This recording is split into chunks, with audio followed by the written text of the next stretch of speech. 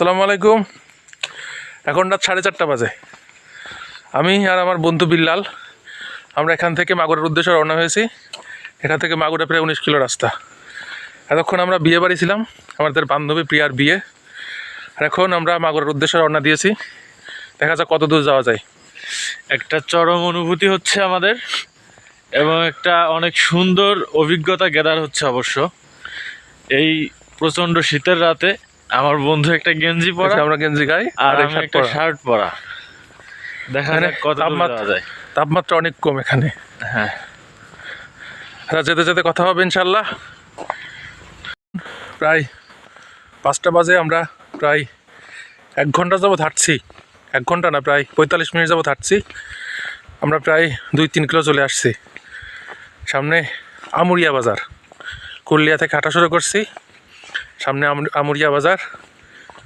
এখন একটু পরেই ফজরে রক্ত হবে, আজান হবে। আমাদের সাথেই থাকুন, ধন্যবাদ।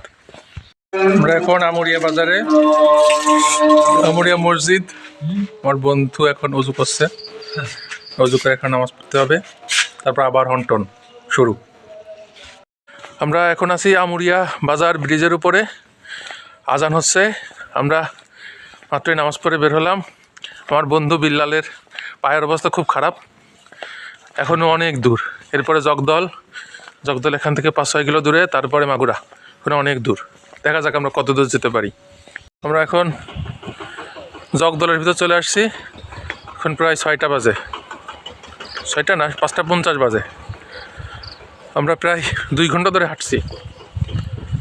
দেখা যাক কত দূর পর্যন্ত যেতে পারি হেঁটে।